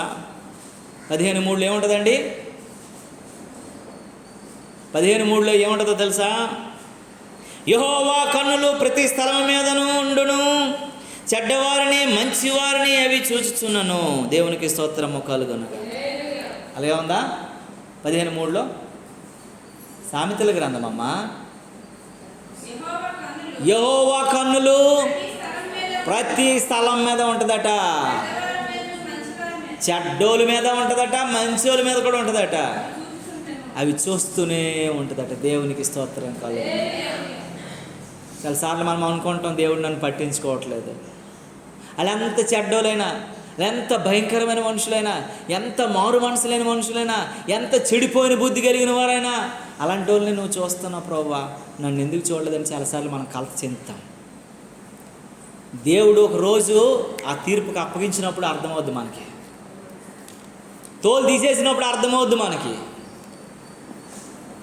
దేవుడు మన ముందే ఆ సిచ్యువేషన్ చూస్తున్నప్పుడు మనకు అర్థమవుతుంది. లాజరు ధనవంతుడిని చూస్తున్నప్పుడు అర్థమైంది ధనవంతుని పరిస్థితి ఎక్కడ ఉంది, లాజరు పరిస్థితి ఎక్కడ ఉంది, ఎంత రాలిపోయాను, ఎంత పేలిపోయాను, నా బల్ల మీద తినేవాడు అని చెప్పి ఎంత నేను అసహించుకున్నాను, ఈరోజు నీ గోరుతోనే నీళ్ళు కోరుకునే స్థలానికి, సమయానికి, నేను పరిస్థితికి నేను దిగజారిపోయానని చెప్పేసి ధనవంతుడి గుండ్లు బాదుకునే దినం మనం చూసాం కదా. దేవుడు అంటే మంచివారి మీదను చెడ్డవారిని కూడా ఏం చేస్తున్నాడంటే తన కన్నులు చూస్తూ ఉన్నాయి. నువ్వు ఎలాంటి వ్యక్తి ఉన్నా సరే దేవుడు నేను చూస్తున్నాడని జ్ఞాపకం చేసుకోగలగాల. యెఫ్తాను కూడా దేవుడు చూస్తున్నాడు. అందుకే దేవుడు చూడాలని, దేవుడు పరిశీలించాలని, దేవుడు పరిశోధించాలని, దేవుడు అన్ని రకాలుగా ఆదరించాలని దేవుని సముఖంలోనికి వచ్చేసాడు. మెస్పాకు వచ్చేసాడు. ఆయనకు తెలుసు యెఫ్తాకి వాళ్ళ అమ్మ పేరుకు వేశ్య కావచ్చు, కానీ కొడుకును మాత్రం భక్తిలోనే పెంచింది, భావంతోనే పెంచింది, ఉన్నతమైనటువంటి పరిస్థితిలో పెంచింది. ఇలాంటి పరిస్థితులు గుండా యెఫ్తా మెస్పాలో వచ్చి దేవునికి అంతా చెప్పుకుంటున్న పరిస్థితుల్లో గిలాదులో ఏం జరిగిందంట, గిలాదు దేశం మీదకి ఇశ్రాయేల్ అందరి మీదకి కూడా శత్రువులు వచ్చారట, అమ్మోనీయులు వచ్చేసారట. వచ్చినట్లు వచ్చి కొట్టు పడేస్తున్నారు, చంపి పడేస్తున్నారు. గిలాదులో మనుషులందరూ చచ్చిపోతున్నారు, హతమార్చబడిపోతున్నారు. ఆస్తులన్నీ ధ్వంసమైపోతున్నాయి, ఆస్తులన్నీ చేజిక్కిపోతున్నాయి. తినడానికి తిండి లేని పరిస్థితి, కట్టుకోవడానికి బట్ట లేని పరిస్థితి, ఆనందోళకరమైనటువంటి స్థితిగతుల మధ్యన ఎవరు జీవిస్తున్నారటండి? గిలాదు ప్రజలు జీవిస్తున్నారట. అరే ఆ ప్రజలందరిలో కూడా ఒకటి వచ్చిందంట, ఒరే మంచోడైనటువంటి యెఫ్తాని మన దేశం నుంచి వెళ్ళగొట్టాం రా. తన అన్నదమ్ములు తప్పు చేస్తున్నప్పుడు, తన అన్నదమ్ములు వ్యతిరేకంగా ఉన్నప్పుడు, తన అన్నదమ్ములు వాడిని తోసేసినప్పుడు మనందరం కూడా ఆపలేదురా. ఈరోజు వాడు బల పరక్రమ. మొదటి వచనంలో ఏమో తెలుసా? 11వ వచనంలో గిలాదు వాడైనా యెఫ్తా పరక్రమం కలిగిన బలాఢ్యుడు, పరక్రమం కలిగినటువంటి బలాఢ్యుడు మన దేశం నుండి తోసేసాము. మనందరం ఎవరి మాట? పిరికి గుండు కలిగినటువంటి వారు మిగిలిపోయాం రా. అందుకే శత్రువు పదే పదే పదే మన మీద దండెత్తుతున్నాడు, మనదంతా కొల్లగొట్టుకుంటూ నాశనం చేస్తున్నాడు మన దేశాన్ని, మన ప్రజల్ని. మన పెద్దలందరూ కలిసి యెఫ్తా దగ్గరికి వెళ్ళి ఎక్కడున్నాడో వెతుక్కుంటూ వెళ్ళి బ్రతిమాలుకొని తెచ్చుకుందాం రా అని మొదలెట్టారట. దేవునికి స్తోత్రం కలుగును గాక. హల్లెలూయా, హల్లెలూయా, హల్లెలూయా. స్వాస్థ్యము నీకు లేదంటూ, నీవు వేశ్యకు పుట్టావంటూ త్రోసివేసిరి అన్నలు. గిలాదు దేశము నుండి బాధలు కలిగిన సమయాన యెఫ్తా యొద్దకు తిరిగి రాగా. ఒక రోజంట యెఫ్తాని బయటికి తోసేశారు, యెఫ్తాని అసహించుకున్నారు, యెఫ్తాని సేదరించుకున్నారు, యెఫ్తాని వ్యతిరేకంగా చూశారు, అంటరాని వాడిగా చూశారు, వేశ్య కుమారుడిగా చూశారు. కష్టకాలం వచ్చినప్పుడు, బాధ కలిగిన సమయం వచ్చినప్పుడు, ఇరుకు ఇబ్బంది కలిగిన సమయం వచ్చినప్పుడు శత్రువు పదే పదే ఆ గిలాదు దేశం మీద దండెస్తుతూ సమూల నాశనం చేస్తున్నప్పుడు గుర్తుకొచ్చాడంట. పరక్రమ కలిగిన బలాఢ్యుడిని మన దేశం నుంచి పారబట్టేశాము. వాడు ఉన్నంతకాలం ఎవడు కూడా మన దేశంలోనికి రాలేదు, ఎవడు చుట్టుముట్టలేదు, ఎవడు ఆక్రమించుకోలేదు, ఎవడు మన ప్రజల్ని సేధించలేదు, ఎవరు కూడాను కొంచెం కూడా ఆలోచించడానికి కూడా ఇష్టపడలేదు. అది ఎప్పుడు పోయాడో శత్రువు మన మీదకి రావడానికి ఉర్రోగతలోగిపోయిన పరిస్థితి వచ్చేసిందని అందరు కూడా సంకలు కొట్టుకునేటువంటి పరిస్థితి ఉన్న మనకి ఈరోజు క్షేమ బాధ కలిగినటువంటి స్థితికి వచ్చేసాము. ఆ పెద్దలందరూ కూడారంట, ఎవడి మాట వినొద్దు, ఎవరి మాట చేయొద్దు. మన దేశానికి ఈ రోజు నుంచి మనకి న్యాయాధిపతి యెఫ్తానే మనం నియమించుకోవాలా, అధికారి యెఫ్తే మనకు కావాలా, నాయకుడు యెఫ్తాయే కావాలా, నడిపించేవాడు యెఫ్తాయే కావాలని చెప్పేసి అంట ఎక్కడున్నాడో ఎలకదాం పని అని చెప్పేసి యెఫ్తాని ఎదుక్కుంటూ టోబు దేశానికి వచ్చారట. అప్పుడు దేవుని దగ్గర చెబుతున్నటువంటి మాటలు దేవుడు విన్నాడు. యెఫ్తా మాటలు ఆయన సన్నిధిలో వివరిస్తున్నటువంటి తన పరిస్థితిని దేవుడు విన్నాడు.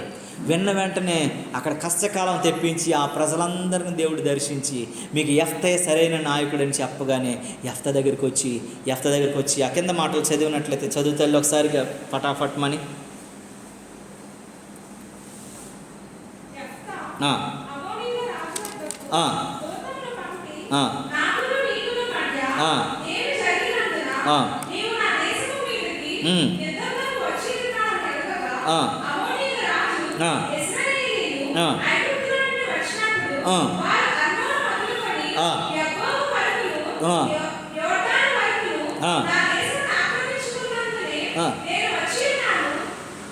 చెప్పమ్మా.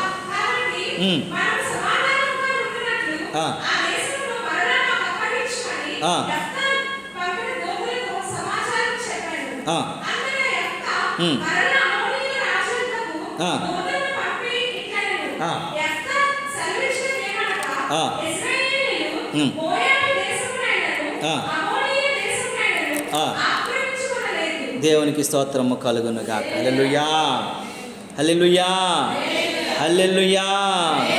చూడండి ప్రియమైనటువంటి దేవుని బిడ్డలారా, మీ కిందకి 11వ అధ్యాయం ఇంటికి వెళ్ళి చదువుకోండి అందరు కలిసి. ఆ మాటలన్నీ మీరు చదువుకుంటే మీకు అర్థమవుతుంది. ఆ మాటలో ఉన్నటువంటి గొప్పతనం మీకు అర్థమవుతుంది. ఆ మాటల్లో దేవుడు ఏం మాట్లాడాడో అర్థమవుతుంది. ఇక్కడ అంటాడు చూడండి పిల్లరా, అంటాడు 21వ వచనంకి వచ్చేసరికి, అప్పుడు ఇశ్రాయేలీయులు దేవుడైన యెహోవా ఆ సీహోనుని అతని యొక్క సమస్త జనులను ఇశ్రాయేలు చేతికి అప్పగించగా వారు విజయాన్ని జతము చేసి తరువాత ఆ దేశవాసులైనటువంటి అమ్మోనీయుల దేశమును స్వాధీనపరుచుకున్నారు.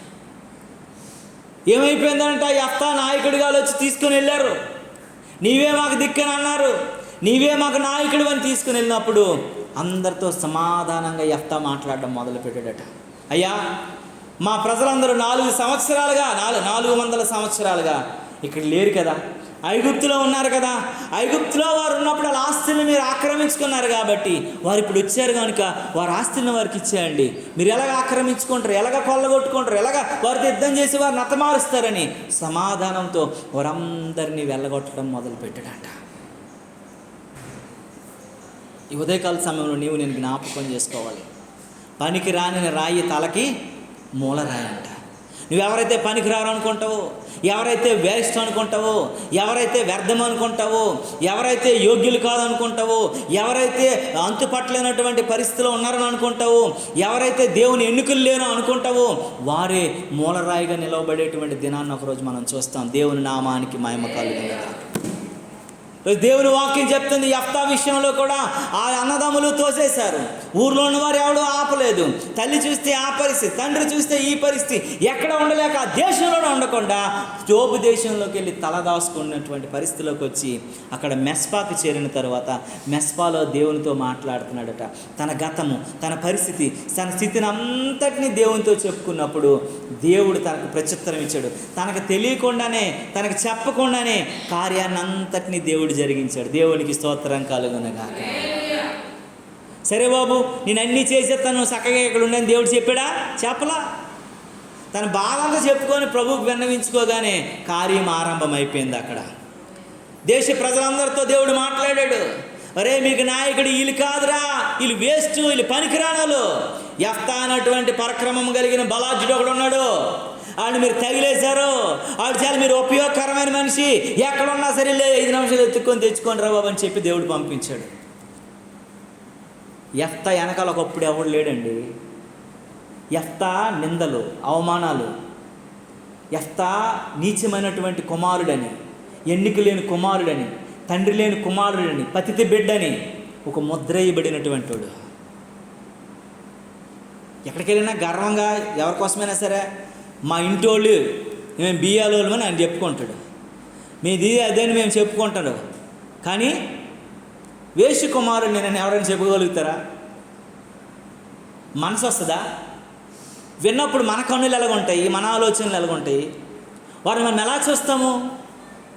నేను వేష్య కుమారుడిని నేను గర్వంగా చెప్పుకుంటే వింటామా మనము? బాబు ఈడేటరు బాబు, వీడు ఎలాంటి వాడట, మరి ఈడు ఎలాగ ఉంటాడు? వెంటనే మనకు వచ్చే డౌట్, ఈడే వేషికి పుట్టాడంటే ఈడు ఎలాగ ఉంటాడు, ఈడు బ్రతికి ఎలాగ ఉంటుందో, ఈడి స్థితి ఎలాగ ఉంటుందో, ఈడి పరిస్థితి ఎలాగ ఉంటుందో అని ఆలోచిస్తాం కదా. ఆ ఆలోచనే రాకుండా యెఫ్తా విషయంలో దేవుడు ఎంత గొప్ప కార్యం చేశాడంటే ఆ ప్రజల మనసుల్లో ఏమేమి చూసాడో తెలుసా? నీవే మాకు నాయకుడిగా ఉండాలని. 4వ వచనం నుండి చదివితే ఈ మాటలన్నీ రాయబడితే, చదివాము ఒకసారి 4వ వచనం నుండి. 8 చదువుతారు, 8 చదువు. అప్పుడు గిలాదు పెద్దలు, అందుచేతనే మేము నీ వద్దకు వచ్చి మళ్ళీ వచ్చితిమి, మాతో కూడా నువ్వు వచ్చి అమోనీయులతో యుద్ధము చేసిన ఎడలా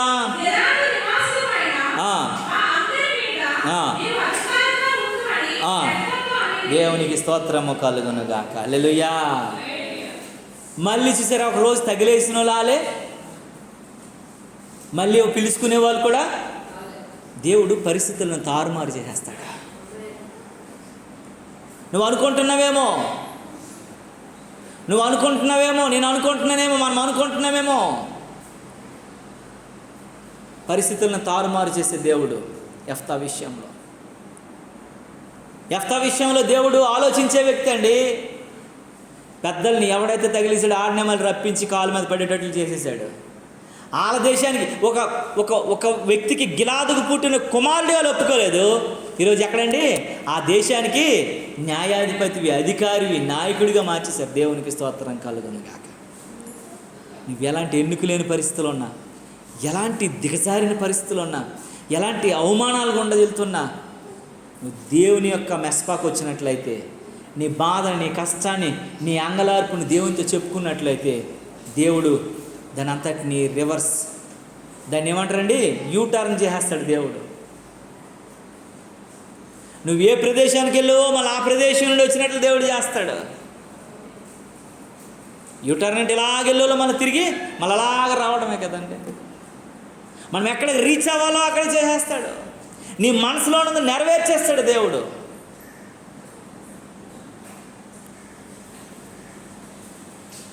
చాలాసార్లు కొన్ని విషయాలు మనం గుర్తు చేసుకుంటే, కొన్ని విషయాలు మనం ఆలోచిస్తే, కొన్ని విషయాలు మనము గమనిస్తే చాలా బాధ, దుఃఖం, అంగలార్పు ఉంటుంది.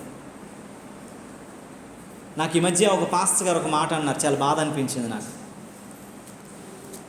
చదువులేనోడు ఏదో సేవ చేసుకున్నాడంటే, నువ్వు చదువుకున్నావు కదా, మంచిగా చదువుకున్నావు కదా, మంచి ఉద్యోగం చేసి చాలామంది సేవకులకు సపోర్టివ్గా ఉండొచ్చు కదా అని అన్నాడు. నాకు చాలా బాధ అనిపించింది. యేసు ప్రభువుకు కావలసిన వాళ్ళు పనికిరాని వాళ్ళు, చదువులేని వాళ్ళేనా? దేవునికి యోగ్యత లేని వాళ్ళు, అక్కర్లేని వాళ్ళేనా? దేవునికి ఎలిజిబుల్ లేని పర్సన్సేనా? ఉన్నతమైనటువంటి విద్యను చేసే వాళ్ళు అవసరం లేదా అని నాకు అనిపించింది మనసులో.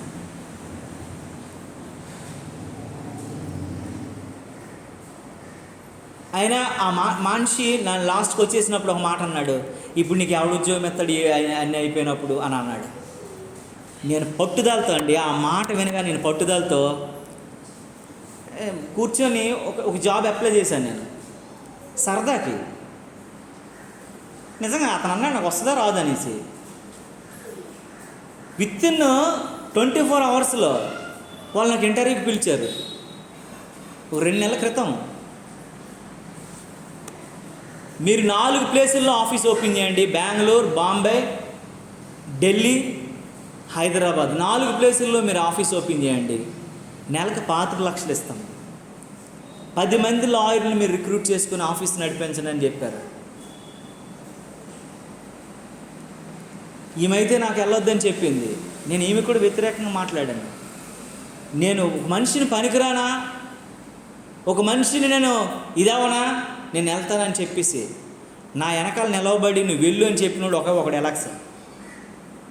నువ్వు వెళ్ళాడి డబ్బులు వస్తాయి, ఎంతోమందికి మనం సహకారంగా ఉండొచ్చు అనేసి. నేను ఇంటర్వ్యూకి మామూలు వెళ్ళాను, ఆన్లైన్ ఇంటర్వ్యూ జరిగింది.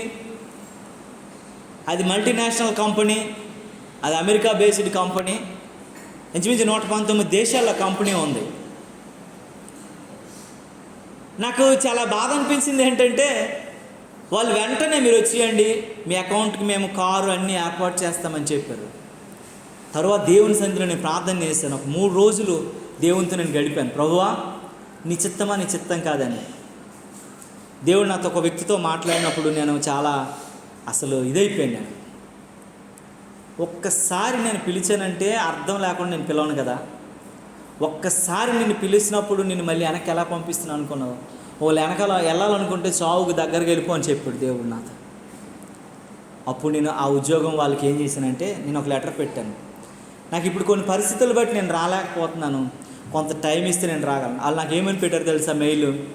మీకు కావాలని నేను చూపిస్తాను. ఆ మెయిల్ నాకు ఎంత ఇదంటే, 5 సంవత్సరాల తర్వాత నువ్వు వచ్చినా నీకు జాబ్ ఉంటుందని చెప్పారు. అది నాకు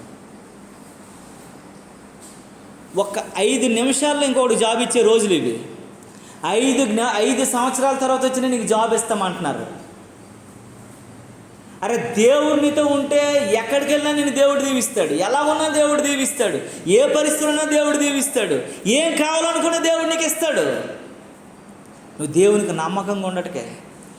యెఫ్తా దేవునికి నమ్మకంగా ఉండబట్టే, దేవుని సముఖంకి వచ్చి మెస్పాకు వచ్చి ప్రార్థన చేయబట్టే, మెస్పాలో దేవుడు ఆయన ప్రార్థన వినబట్టే గిలాదు పెద్దలను మళ్ళీ ఎవరి దగ్గర తీసుకొచ్చాడండి?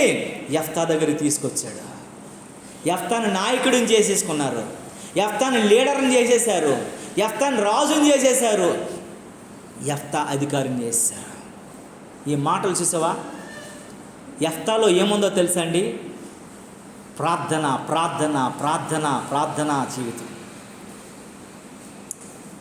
యెఫ్తాలో ప్రార్థనా జీవితం ఉంది కనుకనే నీ ప్రార్థన నిన్ను విడిచిపెట్టదో. ఈరోజు నీవు నేను మనము మన ప్రార్థనా జీవితం ఎలా ఉంది?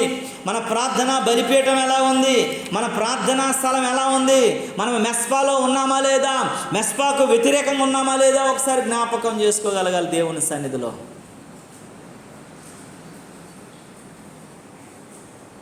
అసలు ఏమీ లేదన్నట్టుకోండి, అసలు ఏమీ లేదన్నటువంటి పరిస్థితుల్లో నుంచి ఆ గిలాదు దేశానికి అధికారి అవ్వగలిగినటువంటి స్థితిని, న్యాయాధిపతి అవ్వగలిగిన స్థితిని, ఉన్నతమైనటువంటి స్థితిని దేవుడు వారికి ప్రసాదించారు. దేవుని నామానికి మహిమ కలుగును గాక. యేసయ్య కూడా కలువరిలో ఏ రీతిగా నిబంధన చేసుకున్నాడో, ఎలా నిబంధన చేశాడండి?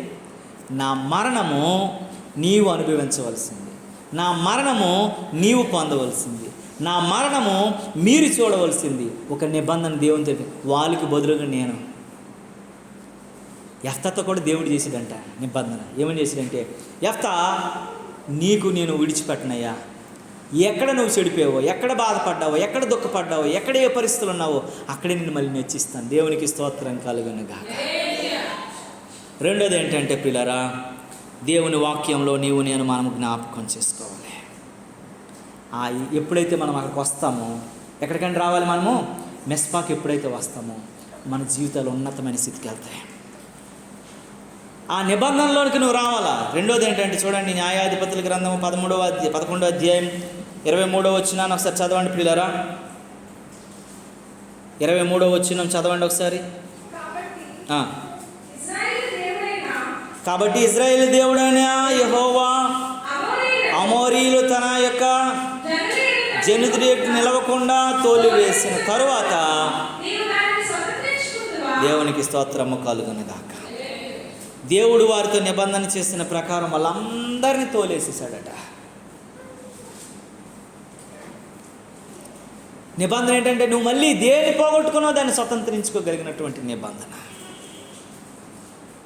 మెస్పా అంటే నిబంధన అని దేవుని వాక్యం చెప్తుంది. 24వ వచనం అంటాడు, స్వాధీనపరుచుకున్నట్టుకు కెమేషును నీ దేవత నీకు ఇచ్చిన దానిని అనుభవించుచున్నావు కదా. మా దేవుడని యెహోవా మా ఎదుటి నుండి ఎవరిని త్రోయివేయునో దేవునికి స్తోత్రము కలుగును. మీరందరూ మా దేవుడని యెహోవా తోసేశాడు కాబట్టి ఇప్పుడు ఆ స్వాస్థ్యాలను మేము మళ్ళీ స్వాధీనపరుచుకునేవారు. దేవుడు చేసిన నిబంధన ఒకసారి మనం గుర్తు చేసుకున్నాం కదా, మీకు మీ స్వాస్థ్యాన్ని మీకు ఇస్తానన్నాడు. ఆ దేవుడు చేసినటువంటి నిబంధన ప్రకారము వారి స్వాస్థ్యాలను దేవుడు వారికి ఇచ్చాడు. దేవుని నామానికి మహిమ కలుగు. ఆ ఆది కాండంలోకి మళ్ళీ మనం ఒకసారి వచ్చినట్లయితే దేవుని వాక్యం చెప్తుంది చూడండి. 24వ వచనంలో ఈ మాట రాయబడింది చూడండి ఒకసారి. 24వ వచనంలో ఏమని రాసిందో తెలుసా? చదవండి. ఆ రాత్రి స్వప్నమందు దేవుడు సిరియావాడైన లాబాను వద్దకు వచ్చి, నీవు యాకోబుతో మంచిగాను చెడ్డగాని పలుకుకుము, జాగ్రత్త సుమి. దేవునికి స్తోత్రం కలుగును గాక. ఇంకొక నిబంధన ఏంటంట? జాగ్రత్త సుమి.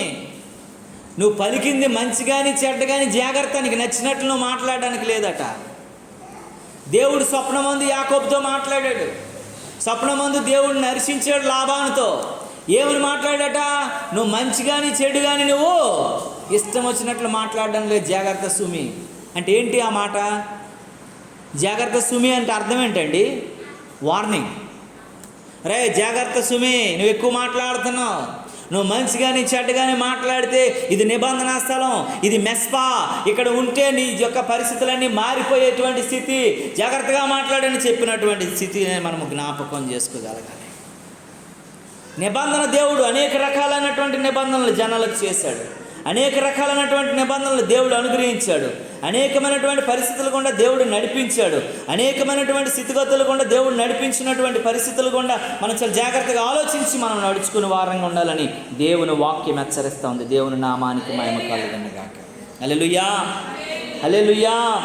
అదిగా 32వ వచనం 33వ వచనం, అప్పుడు యెఫ్తా అమ్మోనీయులతో యుద్ధము చేయుటకును వారి యొద్దకు సాగిపోయినప్పుడు యెహోవా అతని చేతికిని వారిని అప్పగించెను గనుక అతడు వారిని, అనగా అరోహేరు మొదలుకొని అవన్నీ వచ్చు వరకు అబేల్కరా మేము వరకును 20 పట్టణములను వారు నిశ్శేషముగా హతము చేశాను. ఇట్లు అమ్మోనీయులు ఇశ్రాయేలుల ఎదుట నిలవకుండా అణచివేయబడిరి. దేవునికి స్తోత్రము కలుగునుగా. యెఫ్తాని నిబంధన చేసిన యెఫ్తాతో నిబంధన చేసిన నిబంధన పూర్తిగా పోలేదటండి. నీతో దేవుడు ఏదైనా నిబంధన చేశాడు అనుకోండి, ఆ నిబంధన ఒట్టినే పోదు. నిన్ను ఎలా ఉంచాలనుకుంటే అలా ఉంచుతాడు దేవుడు, అంతే. కానీ చాలామందికి మనం చెప్పామనుకోండి, దేవుడు మమ్మల్ని దీవిస్తాడండి, దేవుడు మాకు మంచిగా అన్ని రకాలుగా చూస్తాడండి, దేవుడు మాకు మంచి ఉద్యోగం ఇస్తాడండి, మంచి భార్యని ఇస్తాడండి, మంచి భర్తని ఇస్తాడని ప్రార్థనాపూర్వకంగా ప్రభు సన్నిధిలో మనం మొరపెట్టి చెబితే చాలామందికి ఏమనిపిస్తుంది? ఏటేటమ్మా మాట్లాడతాను, దేవుడు నీకు అన్ని ఇచ్చేతడా, దేవుడు అన్ని ఇచ్చేతడా, ఎలాగిచ్చేతడమ్మా, నువ్వు కష్టపడకుండా నువ్వు చేయకుండా ఎలాగిచ్చేతడమ్మా అని చాలామంది చెబుతూ ఉంటారు. అరే, దేవుని సన్నిధిలో నువ్వు ప్రార్థన చేస్తే దేవుడు అనుగ్రహిస్తాడు. యెఫ్తా ప్రార్థన చేశాడు, ప్రయత్నించలా. నువ్వు ప్రయత్నించినంత కాలం నువ్వేది సాధించలేవు. ప్రార్థనకు వ్యతిరేకమైనది ఏం లేదండి. ప్రార్థన ద్వారా సాధించలేనిది ఏం లేదండి. ప్రార్థన ద్వారా జరగందంటే ఏం లేదండి. నిబంధనలోనికి నువ్వు రాగలగాలి కనుక నేను ఒక నిబంధనలోనికి రావాలి. యెఫ్తా ఎలాంటోడనంటే ఒక నిబంధన చేశాడు. ఈ యొక్క విజయం ఎప్పుడైతే సాధించాడో, విజయం ఎప్పుడైతే పొందుకున్నాడో, ఎప్పుడైతే గెలిచేశాడో దేవునితో ఒక నిబంధన చేశాడు. ప్రభువా, నేను ఇంటికి వెళ్ళే లోపు ఎవరైతే కనబడతారో వారిని నీకు బలిగాను అర్పణంగా ఇచ్చేస్తున్నా అంటాడు. యెఫ్తా కట మగపిల్లడు కానీ ఆడపిల్ల ఒకే ఒక కూతురు ఉందంట.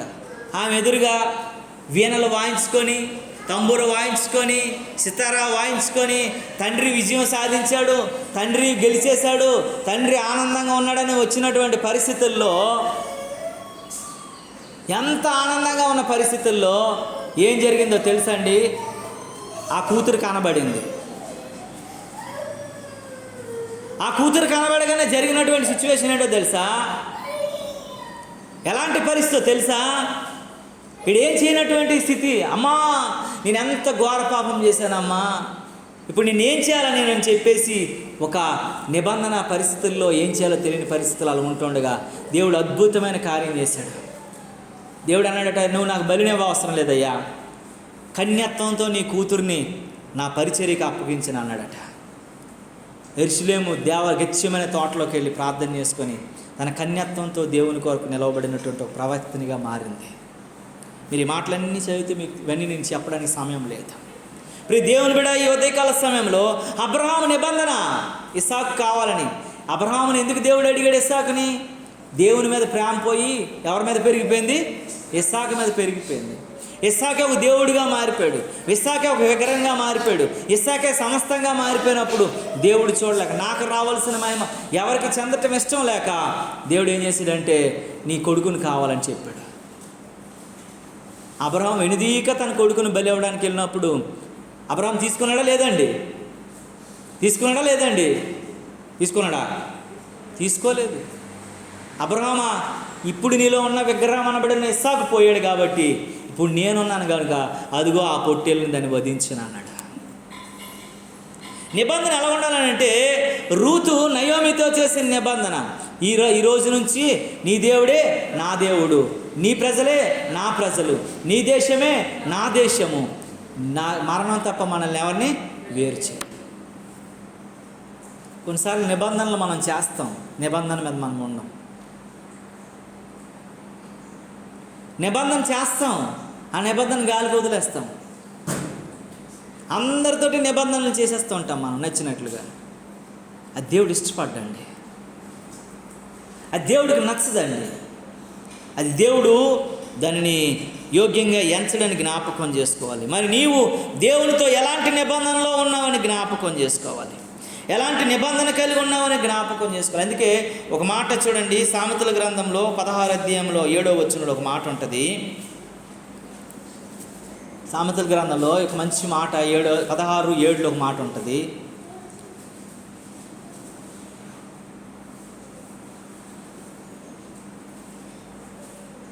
తీసారమ్మా?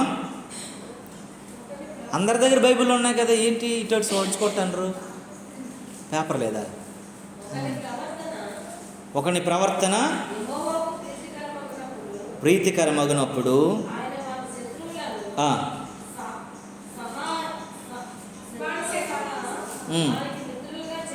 చూడండి, ఒకని ప్రవర్తన దేవునికి ప్రీతికరమైనప్పుడట వాని శత్రువులతో సహా మిత్రులుగా చేస్తాడంట. నీ ప్రవర్తన ఎలా ఉండాలట? దేవునికి ప్రీతికరంగా ఉండాలి. యెఫ్తా ప్రవర్తన దేవునికి ఇష్టంగా ఉంది. ఇష్టంగా ఉన్నప్పుడు శత్రువులను కూడా ఏం చేశాడు? దేవుడు మిత్రులుగా మార్చేశాడు. రైట్. శత్రువులతో సహా మిత్రులుగా మార్చేశాడు. కనుక నీవు నేను మనం చాలా జాగ్రత్తగా ఆలోచించాలి. మన నిబంధన ఎలా ఉంది? అది ప్రీతికరమైనది ఉందా లేదా? దేవునికి ఇష్టకరంగా ఉందా లేదా? దేవుడు ఆలోచించదగ్గగా ఉందా లేదా? దేవుడికి నచ్చేటట్లు ఉందా లేదా? ఎలా ఉందనేది మనం ఆలోచించాలి. దేవుని నామానికి మహిమ కలుగును గాక. నీ ప్రవర్తన ఎలా ఉంది? అది దేవుడు ఎలా నిన్ను చూస్తున్నాడు? ప్రతిదీన్ని నిన్ను పరిశీలన చేస్తున్నాడు. బైబిల్ ఏం రాసిందో తెలుసా అండి? ఆకాశం నుండి నరులను దేవుడు పరిశీలన చేస్తున్నాడు. ఆ పరిశీలనలో నీవెలా ఉన్నావు? నీ ప్రవర్తన ఎలా ఉంది? నువ్వు ప్రేమ, ఆప్యాయత, అనురాగం, మంచి ఇవన్నీ లేకపోతే నువ్వు ఎలాంటి వ్యక్తివైనా సరే వేస్ట్. యేసు ప్రభువుకి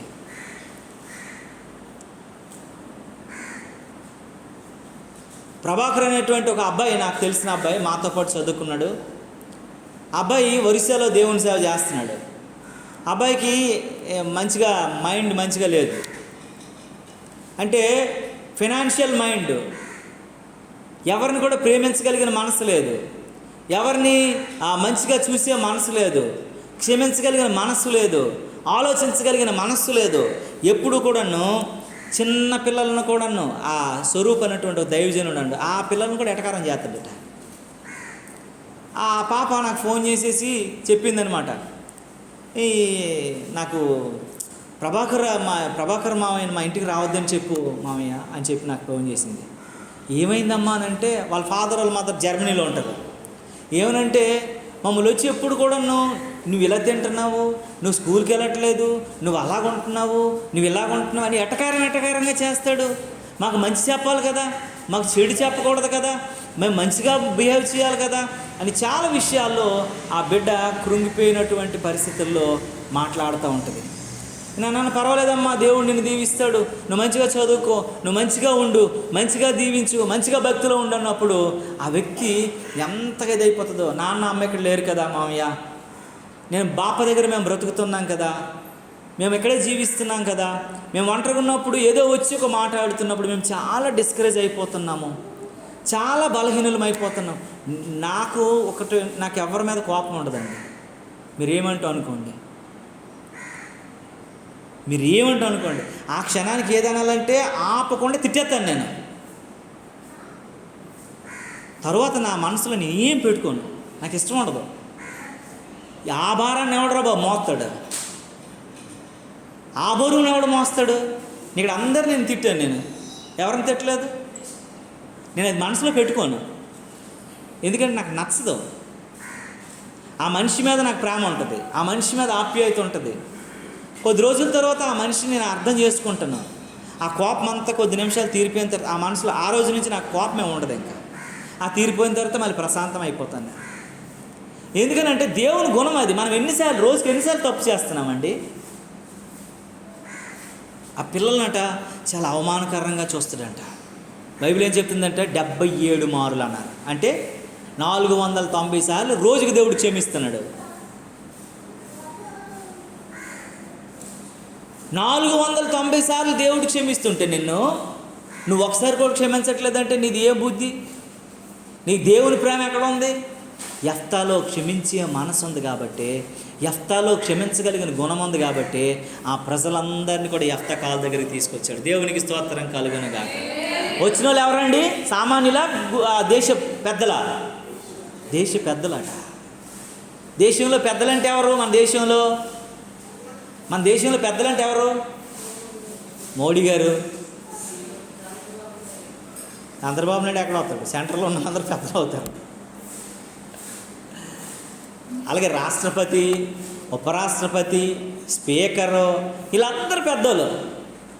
అలాంటి వాళ్ళందరూ కూడా ఉన్నట ఒక వేశ్య కుమారుడి దగ్గరికి, ఒక తండ్రి లేనివాడి దగ్గరికి, ఒక ఇల్లు లేనివాడి దగ్గరికి, ఎక్కడో మెస్పాలో దేవుని దగ్గర విన్నవించుకో, ఎవరు చెప్పుకోవడానికి కూడా వినేటువంటి పరిస్థితులు లేనివాడి దగ్గరికి వచ్చేసి, మా దేశానికి నువ్వు రాజుగా ఉండు, మా దేశానికి నాయకుడిగా ఉండు, మాకందరికీ న్యాయ తీర్పు తీర్చు, మాకు న్యాయాధిపతిగా పనిచేయని అడుక్కుంటున్నారంటే అసలు ఏమి దేవుడు అండి మన దేవుడు? ఎలా మార్చేస్తాడండి మన దేవుడు? ఎలాంటి పరిస్థితులు కూడా మార్చేస్తాడండి? క్షమ క్షమ క్షమ చాలా అవసరం. నీ నిబంధన అంట క్షమాపణతో కూడిందే ఉండాలంట. ఒక్క విషయం కూడా గిలాదు ప్రజల కోసం ఒక్క విషయం కూడా దేవుని దగ్గర చెప్పలేదంట ఆయన. గిలాదోళ్ళు ఎలాంటి వాళ్ళు ప్రభువా, గిలాదోళ్ళు అలాంటి వాళ్ళు ప్రభువా, నా అన్నలు ఎలాంటి వాళ్ళు ప్రభువా, నా పరిస్థితులు ఎలాంటి వాళ్ళు ప్రభువా అని చెప్పలేదంట. నా స్థితి ఇది ప్రభువా, నీకు నచ్చినట్లు నన్ను చూడు ప్రభువా అని ప్రార్థన చేశాడు. అంతే. ఎప్పుడైతే నీ స్థితి ఎత్తే చెప్పుకున్నావో దేవుడు అప్పుడే నిన్ను ఎలాగా డిజైన్ చేయాలో దేవుడు డిజైన్ చేస్తాడు. దేవుని నామానికి మహిమ కలుగును గాక. 3వ మాట చెప్పి నేను ముగిస్తాను ప్రియులారా. సమూయేలు గ్రంథం 7వ అధ్యాయం 6-7 వచనాలను చూద్దాం ప్రియులారా.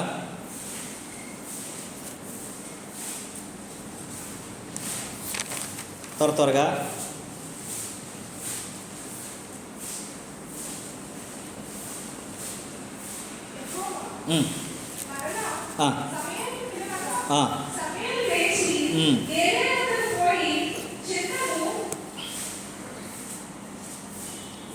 అయిపోయింది.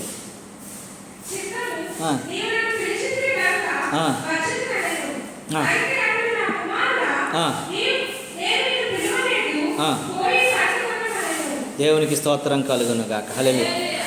అంతట సమూయేలు ఇశ్రాయేలులను 5వ వచనం చదివామా మనవు? ఈ చదువు 7వ అధ్యాయం 5వ వచనము. అంతటా సమూయేలు ఇశ్రాయేలులందరినీ మిస్పాకు పిలువనంపిడి, నేను మీ పక్షమును యెహోవాకు ప్రార్థన చేతునని చెప్పగా వారు మిస్పాలో కూడుకొని నీళ్లు చేది యెహోవా సన్నిధిని కుమ్మరించి ఆ దినము ఉపవాసం ఉండి యెహోవా దృష్టికి మేము పాపాత్ములను ఒప్పుకొనిరి. మిస్పాలో సమూయేలు ఇశ్రాయేలులకు న్యాయము తీర్చుచూ వచ్చును. దేవునికి స్తోత్రము కలుగును గాక. దేవుని విజ్ఞాపన, మిస్పా అంటే విజ్ఞాపన చేసే స్థలం అంట. మొట్టమొదటి ఏంటండి? ప్రార్థన చేసే స్థలము. రెండోది నిబంధన చేసే స్థలము. మూడోది ఏంటట? విజ్ఞాపన చేసే స్థలం. ఇజ్రాయేల్ ప్రజలందరికీ కూడాను వాటమే. ఫిలిస్తీన్లతో ఎప్పుడు వాటమే, అవమానమే, దుఃఖమే, ఎప్పుడు బాధే. చాలా సంవత్సరాలు అంతా కూడాను ఐగుప్తీయులు బానిసత్వంలో ఉన్నారు. ఇప్పుడు ఎక్కడట?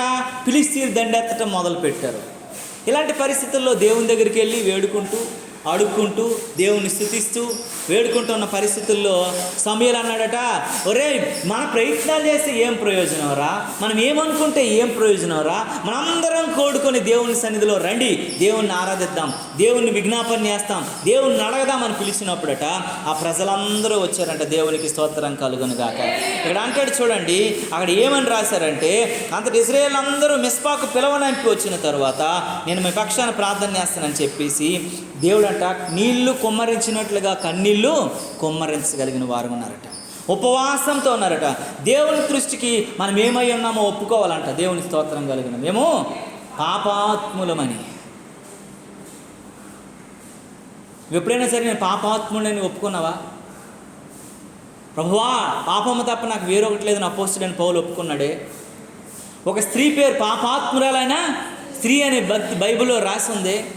నీవు నేను కూడా మన చూపో, మాటో, ప్రవర్తనో, నడవడికో ఎవరిని బాధ పెట్టగలిగినటువంటి పరిస్థితో ఏదో ఉండొచ్చు కాక మన మాట ద్వారా, మన చూపు ద్వారా, మన ప్రవర్తన ద్వారా. ఎప్పుడైనా ప్రభువా నేను పాపం చేశానని, నేను నిరాపరాధిగా నీ ఎదుట ఉండాలి ప్రభువా, నా పాపాన్ని క్షమించు ప్రభువా అని ఎప్పుడైనా మనం ఒప్పుకున్నాము దేవుని సన్నిధిలో? మన వాళ్ళు చాలామంది గాయపరచబడతారు చాలాసార్లు. మీరు నమ్మరు, నేను ఎవరినైనా సరే కోపంగా ఒక మాట్లాడితే కొన్ని రోజులు నేను బాధపడి దుఃఖపడతాను నేను.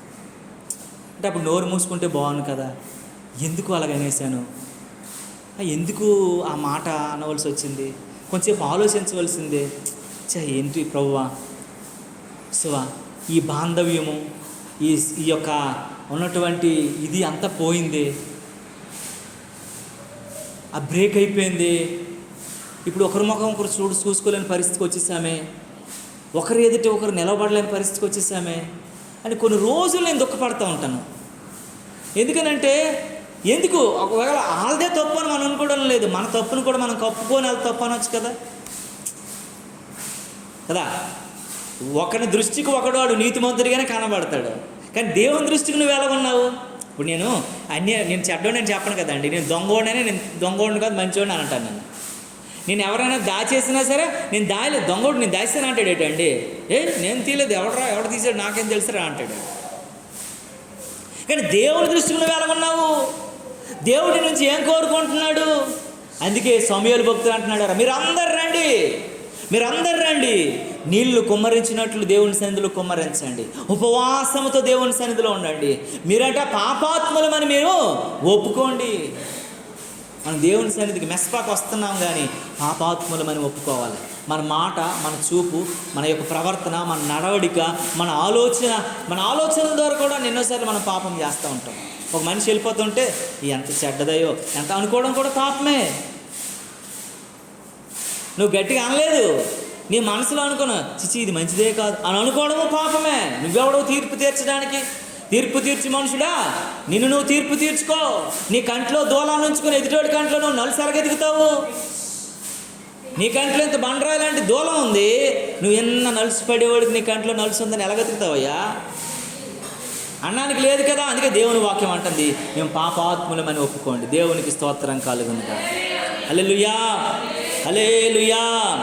కనుక దేవుని వాక్యం చెప్తుంది, ఇశ్రాయేలు ప్రజలను రాజు లేడు, ప్రవక్త లేడు, నాయకుడు లేడు, ప్రజలందరూ ఇష్టానుసారంగా జీవిస్తున్నటువంటి పరిస్థితిలో యెహోవా సన్నిధిలోకి వచ్చి కన్నీళ్లు కురిపించండి, ఉపవాసం ఉండి దేవుణ్ణి వేడుకోండి, దేవుని దృష్టికి మేము పాపాత్ములను ఒప్పుకోండి అని మెస్పాలో వాళ్ళందరినీ సమూయేలు సమకూర్చాడట. దేవుని నామానికి మహిమ కలుగునుగాక. హల్లెలూయా, హల్లెలూయా. ఒకసారి ఎన్నోసార్లు ఇశ్రాయేలుకు ఓటమే ఫిలిష్తీయులతో. ఒకసారి 4,000 మంది చనిపోయారు, ఒకసారి 30,000 మంది చనిపోయారు. ఎన్నోసార్లు ఒకసారి అయితే పూర్తిగా మందసానే ఫిలిష్తీయులు ఎత్తుకెళ్ళిపోయారు దేవుని సన్నిధి నుంచి. దేవుని సన్నిధిలో మందసానే, మీకు ఒకసారి వాక్యం చెప్పాను. భార్య, ఎవరి భార్య అండి? ఏలీ భార్య, ఏలీ కోడలు డెలివరీ అవుతుంటే ఏలీ చచ్చిపోయేటువంటి పరిస్థితిలో, ఏలీ కోడలు చచ్చిపోయే పరిస్థితిలో ఒకడు కొడతాడు, ఏకాబోత్ అనేటువంటి పేరు పెట్టమంటుంది. ఎందుకంటే మందస్సము లేదు కాబట్టి, ప్రభావం పోయింది కాబట్టి ఏకాబోత్ అని పేరు పెట్టమంట. చచ్చిపోయాము, మందసాన్ని కూడా ఎత్తుకెళ్ళిపోయిన పరిస్థితిలో మనం ఉన్నాము. ఎన్ని ఓటాలు గుండా నడుస్తున్నాము. కనుక మన జీవితాల్లో మనం నిబంధనలోనికి రావాలని దేవుని వాక్యం చెప్తుంది. ఒకనాడు యాకోబుతో నిబంధన జరిగింది, ఒకనాడు యెఫ్తాతో ప్రార్థన చేసిన నిబంధన జరిగింది, ఈనాడు విజ్ఞాపన నిబంధన సమూయేలుతో పిలవనంపినటువంటి పరిస్థితిలో ఉన్నాము. ప్రియ దేవుని బిడ్డ, నీవు నేను మనం ఎలా ఉన్నామో ఒకసారి జ్ఞాపకం చేసుకోవాలి. మన పరిస్థితి, మన జీవితము, మన విధానాలు ఎలాగున్నాయో దేవునికి అప్పగించగలిగినటువంటి వాళ్ళగా ఉన్నామా లేదని మనం గుర్తు చేసుకుంటూ ముందుకు కొనసాగే వారంగా ఉండాలంట దేవుని వాక్యం తెలియజేస్తుంది. ఎందుకనంటే దేవుని నిబంధన, ఎందుకంటే వాళ్ళు ఏమనుకున్నారంటే 7వ వచనంలో చూసినట్లయితే, 3వ వచనంలో 7వ అధ్యాయంలో 3వ వచనంలో ఏమో తెలుసా? సమూయేలు ఇశ్రాయేలు అందరితోనూ ఇట్లనను, మీరు పూర్ణ హృదయముతో యెహోవా యొద్దకు మీరు మల్లుకొని నీ ఎడల అన్య దేవతలను, అస్తోరేతు దేవతలను మీ మధ్య నుండి తీసివేయండి. దేవునికి స్తోత్రం. వాళ్ళు ఎలా ఉన్నారట? అన్య దేవతలను, అస్తోరేతు దేవతలను ఆరాధన చేస్తున్నటువంటి వారు, హృదయాలకు ఉన్నటువంటి వారుగా ఉన్నారట, నింపబడిన వారుగా ఉన్నారంట. దేవుడు ఏదైనా చేయగలడండి. నీ నిబంధన కరెక్ట్గా ఉంటే అసలు దేవుడు దానికి అసాధ్యమైనది ఏం లేదు. అవి ఎప్పుడైతే తీస్తారో అప్పుడు మహాప్రభావంతో దేవుడు అద్భుతాలు చేస్తాడు. ఒక సిచ్యువేషన్ నేను చదివినప్పుడు చాలా బాధ అనిపించింది. ఇజ్రాయెల్ మీదకి సిరియా జనాంగము ఎప్పుడు కూడా దండెత్తుతూ వారిని చంపటం మొదలుపెట్టేవారట. ఇజ్రాయేల్ చాలామంది చచ్చిపోతున్నప్పుడు ఒక 4 కుష్ఠరోగులు ఊరు బయట, మన పొలిమేర వెళ్తుంది కదండి, ఏమంటారు దాన్ని, కమాన్ ఆర్చా ఏమంటారు, ఆర్చేనా, ఆ ఆర్చ్ దగ్గర కూర్చొని అడుక్కుంటున్నారు 4 కుష్ఠరోగులు కూడా అన్నట. మనం దేశం కోసం ఎందుకు పనికిరాని వాళ్ళమే, ఈ జబ్బుతో బ్రతుకుతున్నాము, ఈ పరిస్థితులు కూడా ఉన్నాము. ఈ 2వ రాజుల గ్రంథంలో మీరు 7వ అధ్యాయం 3-7 వచనాలు చదివితే దొరుకుతుంది మీకు మాటలు. అని ఏం చేయాలో అర్థం కాక వాళ్ళు వెళ్ళి అక్కడ కూర్చొని ఆలోచిస్తారట, మనం సిరియా దేశంలోకి వెళ్ళిపోదాము, మనకి ఎలాగ కుష్ఠవ్యాధి ఉంది కదా, వాళ్ళందరికీ అంటించి చంపేద్దాం మనము. ఎందుకంటే ఎప్పుడు మనం ఓడిపోతున్నాము, ఎప్పుడు మనం చచ్చిపోతున్నాము, ఎప్పుడు మన ఆస్తులు ధ్వంసం అయిపోతున్నాయి, మన దేశం పాడైపోయింది కాబట్టి మనం దేశానికి ఎలాగైనా బాగుపడదామని అనుకుంటారట. ఆ 4 కుష్ఠరోగులు వెళ్తారట ఊరిలోనికి. సిరియా దేశంలోనికి వెళ్ళగానే వారి యొక్క అడుగులంట, కుష్ఠరోగుల అడుగులంట దేవుడు ఉరుముల్లాగా, మెరుపుల్లాంటి శబ్దము, రథముల్లాంటి శబ్దము, గుర్రముల్లాంటి శబ్దంగా మార్చేశాడంట దేవుడు. ఒకసారి ఆ మాట చదివి ముగించుకుందాం. ఒకసారి తెరుస్తారు ఒకసారి బైబిల్. 2 కింగ్స్ 8 3-7 వచనాలు అమ్మా.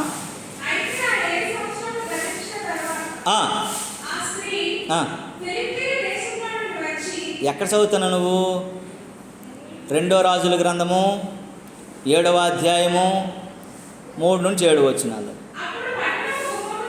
అప్పుడు పట్టణము గుమ్మముల యొద్ద 4 కుష్ఠరోగులు ఉండగా ఒకరినొకరు చూసి మనము చచ్చిపో వరకును ఇచ్చట ఎందుకు కూర్చుండవలను, పట్టణంలోనికి పోదుము అనుకుంటుమా,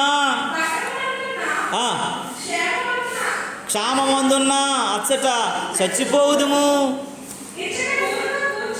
ఎచ్చట ఊరికే కూర్చోక ఎక్కడే చచ్చిపోదుమా, పదండి సిరియన్ల దండుపేటలోనికి పోదుము రండి, వారు మనల్ని బతకనిచ్చినా బతకదము, మనము చచ్చిపోతే చచ్చిపోదాము.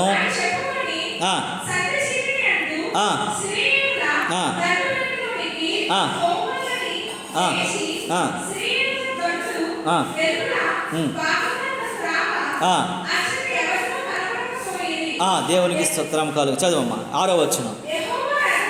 యెహోవా రథములతోని గుర్రములతోని గొప్ప సమూహపు ధ్వని సిరియన్ల దండుకును విడనాట్లు చేయగా వారు మన మీదకు వచ్చేటట్టుకై ఇజ్రాయేలు రాజు హిత్తీల రాజులను, ఐగుప్తు రాజులను బత్తిమిచ్చి ఉన్నాడని ఒకరితో ఒకరు అనుకొనిరి.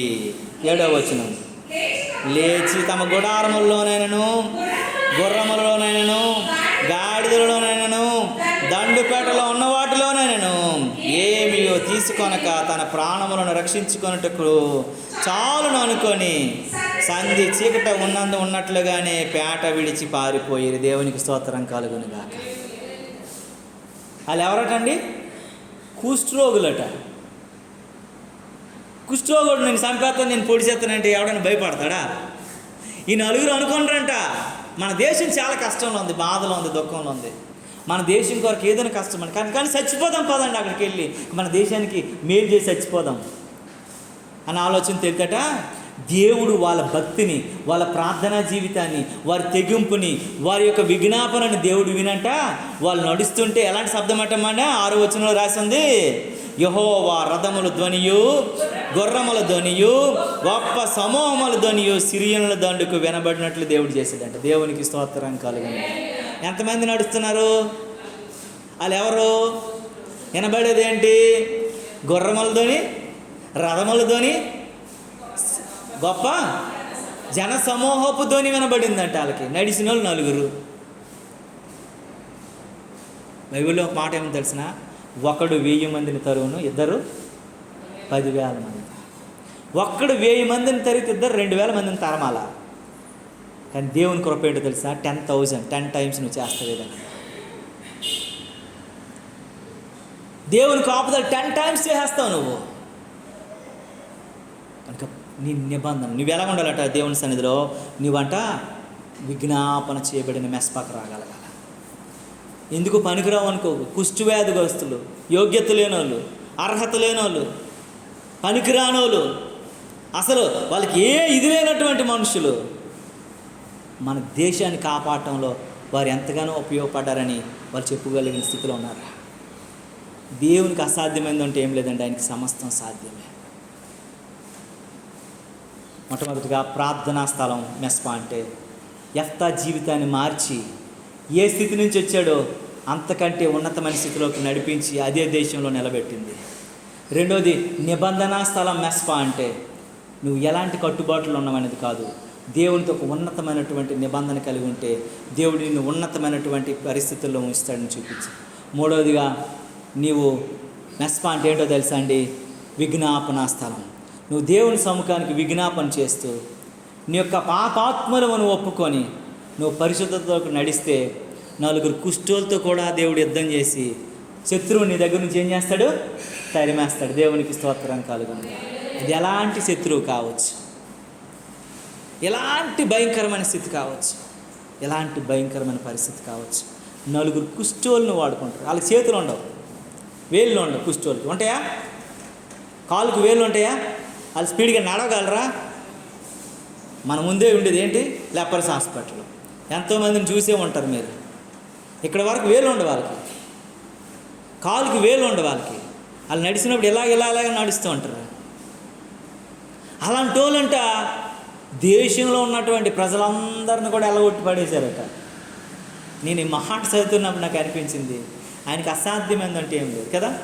నేను ఒక్కడనే ఉన్నాను, నేను ఒక్కదాన్నే ఉన్నాను, నేను ఒక్కరే ఉన్నాను, నేను ఎంత ఏం చేయలేని పరిస్థితులు ఉన్నాను, నేను బలహీనరాలను అనుకోవడానికి ఏం లేదు.